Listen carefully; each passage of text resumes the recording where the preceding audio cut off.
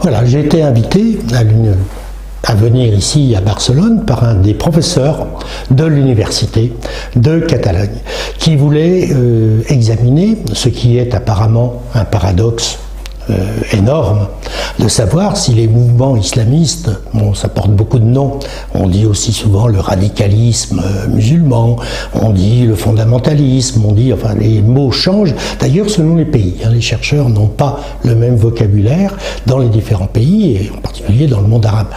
Si ces mouvements qui apparaissent être pour beaucoup synonymes de l'islam, c'est le cas de beaucoup de partis d'extrême droite en Europe, identifient ces mouvements à ce qu'est un islam essentiel qui aurait toujours existé et qui aurait toujours été violent et qui aurait toujours manifesté des tendances dangereuses pour les étrangers. Eh bien, on peut s'interroger sur cette représentation. Et on peut s'interroger si on distingue la forme et le contenu, l'apparence et le fond. Et ceci est possible pour les mouvements islamistes qui prennent un vocabulaire religieux, qui disent sur leur drapeau, la ilaha illallah par exemple, hein, il n'y a pas de divinité sinon Dieu, et qui jugent par des cadis au nom de la religion et qui imposent, d'ailleurs, pas seulement à leurs membres, mais aussi aux populations des zones qui sont contrôlées par ISIS, l'État islamique au Proche-Orient, qui impose une conception de l'islam dans ces régions. Alors, est-ce que ces mouvements sont des mouvements religieux? Est-ce que ces mouvements sont des mouvements musulmans? Voilà une question qui est une question de prime abord étonnante. Et on m'a demandé si ce n'était pas, au-delà de cela, une forme d'athéisme. Parce que dans les pays musulmans, on intègre ces mouvements marginaux dans une conception de l'islam large, où il y a un islam paisible, qui est un islam du juste milieu, ce que l'on appelle aujourd'hui dans beaucoup de pays musulmans al-wasitiyya, l'islam du centre, en dehors des extrémités qui seraient de n'avoir par exemple aucune règle, ou l'autre extrémité d'avoir les règles les plus strictes, hein, les plus violentes, dans lesquelles on blesse, on tue celui qui n'obéit pas à ce que l'on croit être les règles. Eh bien, il y a une autre façon de voir, qui n'est pas d'intégrer ces groupes.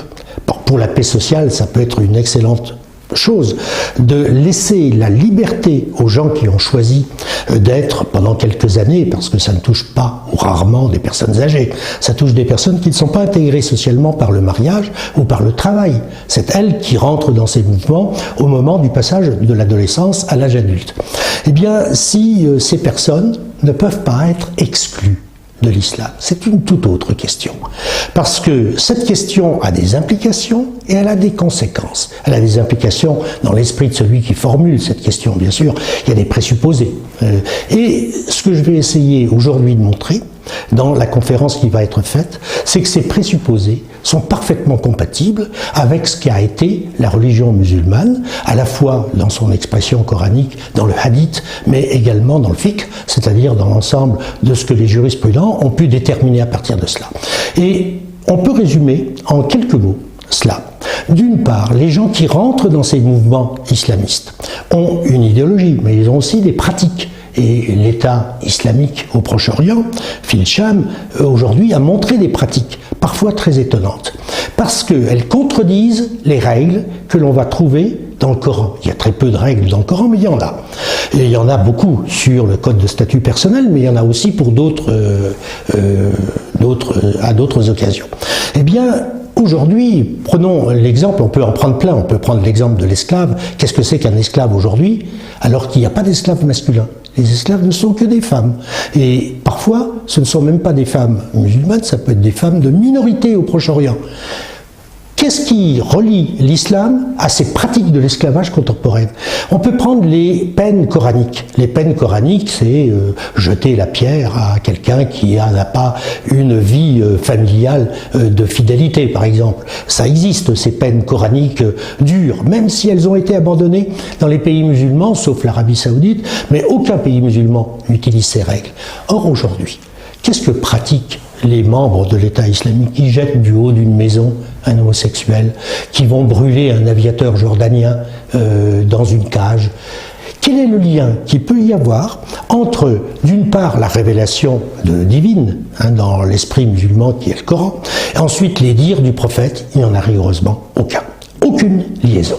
On est devant une invention d'une pseudo-charia, c'est-à-dire d'une règle qui est mise sur le compte de Dieu, qui n'a jamais été exprimée par Dieu, mais qui est entièrement humaine.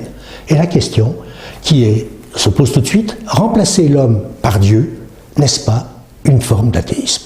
Éliminer Dieu pour mettre à la place les êtres humains, n'est-ce pas une forme d'athéisme? Alors ça va plus loin. Par exemple, on dit, tu vas te faire sauter avec une voiture chargée de, je sais pas, d'explosifs. Ça bomber, c'est des voitures suicides. Eh bien, il y a des jeunes qui vont se faire sauter avec une telle voiture. Quel lien y a-t-il entre l'islam? Parce qu'on leur dit à ces jeunes, vous aurez une récompense dans le paradis. Vous aurez, alors ça, il y a soit 70, 72 vierges. Bon, il y a des hadiths différents, ils se contredisent entre eux, mais peu importe.